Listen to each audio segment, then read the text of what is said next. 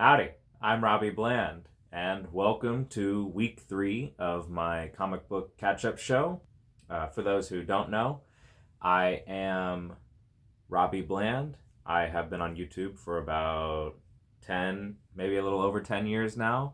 I mainly post to Bland Clan Videos, my main channel, where I do stop motion animation. I have long wanted to be more forward-facing, have my face in the camera, my voice attached to my body, instead of, just being behind the camera animating. And so this show really is kind of best of both worlds. We get to talk about comics, I get to practice talking to the camera, and along the way, hopefully we'll discover some new books. If you don't know, comic books come out every week on Wednesday. That's New Comic Book Day. I go every week, haven't missed a week in years, and I have wanted to start a show to talk about comics. And I figure the easiest way to get the ball rolling is to just talk about what I picked up that week, what I'm reading, give some quick thoughts about it, some recommendations, maybe even turn some people onto some books that they aren't aware of, get eyes on comics. That is what I want to do. I love comics. I love people reading comics. I love talking about comics. Now we have a show to do it all. So without further ado, let's talk about comics.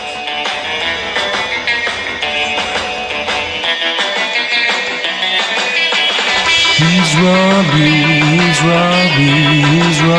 Bland. He's Robbie. Up next, we got a twofer. We got a double. We got SHAZAM issue 11 and 12. I picked up the variant covers for both of these, mostly because I like seeing his whole family gathered together. And this one, that just looks really good. It was actually hard to pass up on the Dan Mora covers. I really like Dan Mora. But DC's been doing this thing lately where if you buy their variant covers and you open them up, you get the original cover inside. It's such a win. You get both. You can have both. I don't have to pick one because you can have both. So you got your Dan Mora cover for issue 11 right there on the front page. And you got the other one right here. And for issue 12, I really like that because here on the front we have Billy front and center with SHAZAM in the lightning. But you open it and Captain Marvel has appeared and Billy is now in the lightning. So this one was just kind of perfect. I was so happy when I opened it and saw they were still doing that. I hope other publishers who just love spamming variants will do that in the future. It's kind of nice getting both. So the SHAZAM comic is usually good. It's never kind of like, whoa, crazy, you gotta read it, it's so awesome. But if you like the first SHAZAM movie, the comics have just kind of been a lot of that. There's just a lot of that. It's Billy Batson going on a misadventure with his little family. Some stories focus more on Billy. Others try to really build out the whole ensemble cast.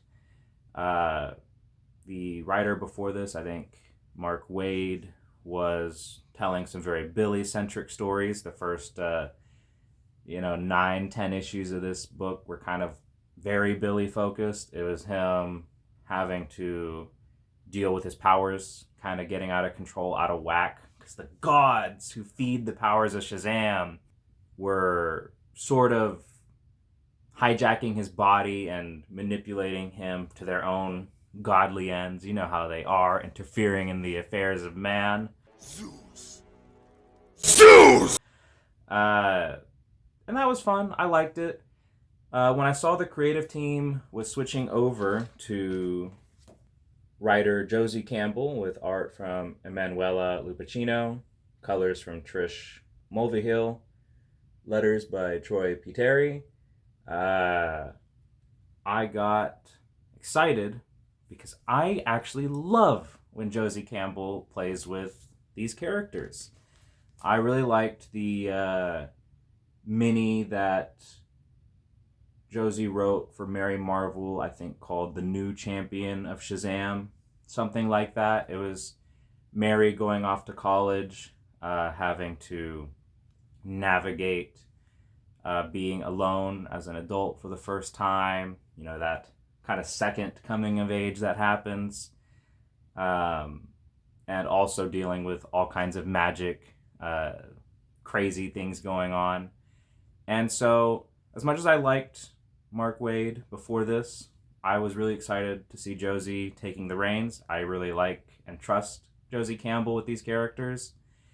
And something that really appeals to me is this cover kind of sold everything to me, where Josie Campbell is really good at making the supporting cast useful, beneficial, likable, and just implementing them into the story, I think, better than a lot of other people who touch the Shazam books do. And that's fine if you write Shazam and don't feel like you want to deal with all the other little kids that are running around in the book. But for me, specifically, when I read the kind of New 52 relaunch of Shazam, I liked the other kids. When I watched the movie way back when, it became one of my favorite movies just because it was that family-centric, we're all in this together kind of movie. I loved the other kids. I love Darla. I love Pedro. I love Eugene. Of course, that's not even talking about Billy, Mary, and Freddie, who are, the three kind of central characters in that cast. And so this little arc here, issue 10 was the first part, but 11 and 12 as well are part of the Moving Day arc, which is our kind of entry point for Josie Campbell in this series, and sort of our transition between the creative teams. It's fun. Billy's powers are still kind of out of whack. There is this kind of nice thing that these books did, which made me eagerly pick up number 1 when it came out, which is that DC is finally moving away from calling Captain Marvel Shazam. It's silly that name was sticking around for so long, because he can't say, "My name is Shazam," or he reveals his secret identity. I didn't like that decision, so I'm happy they're moving back towards calling him Captain Marvel, even though he's not Captain Marvel, he's just the Captain. It's a step in the right direction, and something I have been waiting for so long. I was happy when they did that in issue 1. It stuck throughout the series. Josie Campbell taking over writing duties did not regress to calling him Shazam, is still sticking to the Captain. Anyways, there is this interesting thing happening where Captain Marvel is starting to split from Billy. Instead of them being kind of one and the same, interchangeable, they're diverging as identities. And the Captain is starting to be more independent, have more agency over Billy. He's hiding things from Billy. He's manipulating Billy's memories. And we don't fully know why until we get to the end of this arc. And it is something I have talked about before. In our last show, we talked about Scarlet Witch and Quicksilver, and how Wanda was burning a letter from Magneto to Quicksilver in a well-intentioned attempt to protect Quicksilver's feelings, because the note was very hurtful. It was Magneto saying, "I wish you were dead." And it's similar here. The Captain has knowledge that Billy's biological mother is out there and alive and wanting to come back into Billy's life. For those who don't know, Billy Batson is an orphan. He has always been that in every characterization. But in this kind of new era of the character, his biological parents are alive. For a long time, they were dead. And the original kind of origin stories, they had died. They were dead, and Billy was an orphan as a result. But since the movie, and kind of moving beyond that, Billy Batson is an orphan because he was given up. And I think that is part of what made the movie work so well for me. And I think it's part of what makes these books work really well for me. Because there's a lot of nuance and kind of complicated feelings that come from that. And in the kind of Magic Lands arc that came before, a few stories before this, Billy is reunited with his father, only to realize his father sucks and his foster family is way better. Now here we are where Billy is meeting his mother. And again, it's wanting to give her a chance, but also having very conflicting feelings, especially when it's revealed that, well, she's kind of been doing really well without Billy in her life. And that, it's a shot to the heart. I felt it myself. That really hurt to see. Life is hard and life is complicated. And I think I like that this book is allowing itself to do that and be hard and be complicated. And Billy wants to know his mother, but also is hurt because she gave him up, and he knows that she gave him up. And we don't know a lot of the hows and the whys of it. It was implied pretty heavily early on in the issue that there was some kind of like abuse that was happening. Maybe even just neglect. Maybe it was the man that she was with. Maybe it was coming from her herself. But yeah, it's hard. It's very hard feelings. And for those who don't know, I was never an orphan in life. I have always been with my mother, the woman who birthed me, who made me, who raised me. But my dad was the man who raised me was not my biological, and I think that is kind of what attracts me so much to these SHAZAM books, is that, you know, even though I'm not fully orphaned like Billy is, I did go through the adoption process when I was 12. My dad did adopt me later in life, and sort of seeing how that process works and being portrayed in a comic, but also, you know, kind of fully on the other end of it, it's interesting, and it you know, I relate to this a lot. I feel this a lot. Your sort of found family feeling like a true family as opposed to the one that is supposed to come default. Because Billy's true family in these books is, you know, is the other kids. It's the adopted house he lives in, and I like that. Other little side notes. It's interesting in current canon that Mary is older than Billy. I don't know how current or long or how much precedent there is for that, but I'm very happy when Mary Marvel is not just a background character, but also a supporting character and a big part of Billy's life. I feel like their brother-sister dynamic, even though in current canon they aren't biologically related, they're just adopted to each other. I think the two have an important relationship. Again, in my Quicksilver and Scarlet Witch review, I talked about my relationship with my sister and how much I love, you know, my siblings. And I think it's just an important relationship for Billy to have.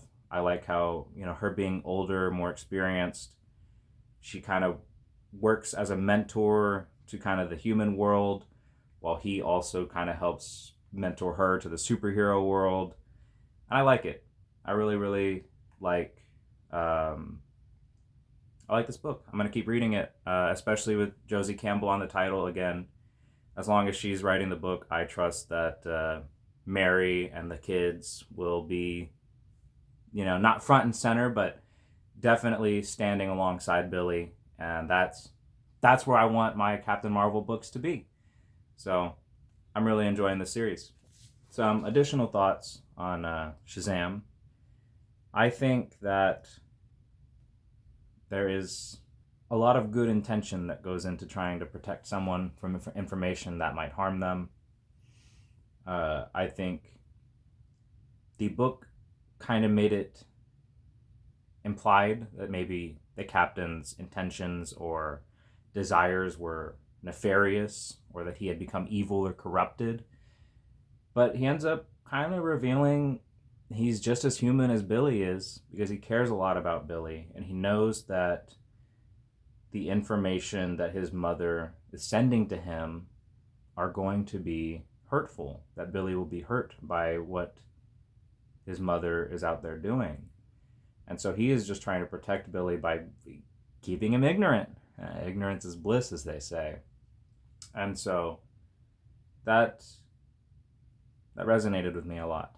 In a book that's already very resonant, I think that Billy's struggle here with the captain is very, very interesting and very raw. And I'm interested in seeing how things might end up resolving with all this tension between them. Because, the captain shouldn't be burning those letters from Billy's mom. It's important that Billy face this at some point and, come to terms with what's happening and what his mom is trying to do, because the ignorance of it outright ends up affecting Billy really badly when she finally shows up, because Billy just didn't know. And in a way that hurts Billy more than just telling him the truth. So I like that. Also, Talkie Tawny is in these books, and I think it's a crime that he had been absent from these books for so long, because Talkie Tawny is one of the best supporting characters in SHAZAM comics. Just look at him. That's a tiger man. He's so nice, and he's so polite, and he reads books. He's just like Hobbs. I think that actually somewhere those two might have inspired each other in some way. I'm curious. I might look into that. That's SHAZAM. Say my name. Billy! No, not my name. No, say the name that I say to turn into this guy. SHAZAM!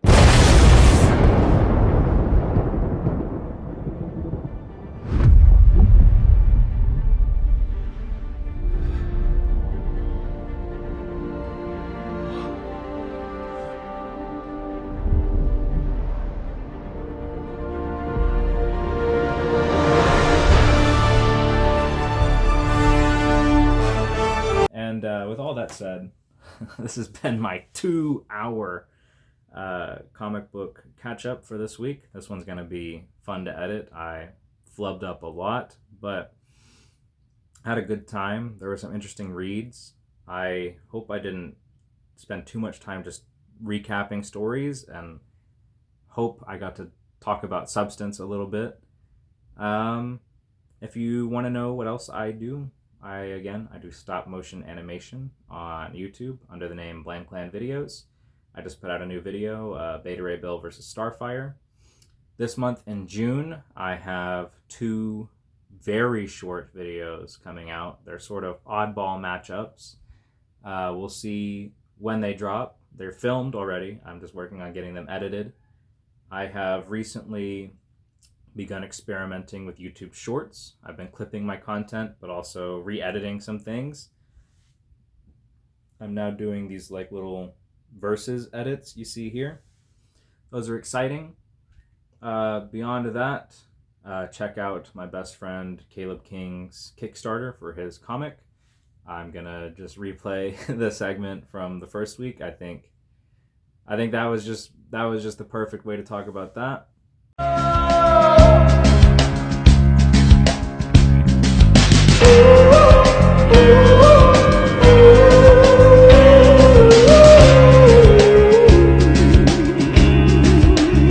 Special shout out as well to my best friend Caleb King, who is currently trying to kickstart his own comic, which I hope to someday talk about on this channel.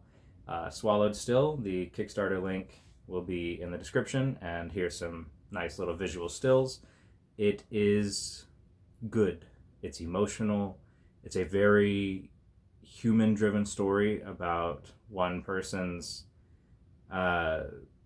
attempt at fatherhood, being blinded by what you could call toxic masculinity, or a forced perspective on what masculinity is supposed to look like that ultimately lets down not just himself but the next generation, and how he attempts to recover from that. It's a very good story. I have watched this comic grow from a script that he wrote that I helped review into a very beautiful comic with some amazing art, and I am super excited to be able to hold it in my hand someday.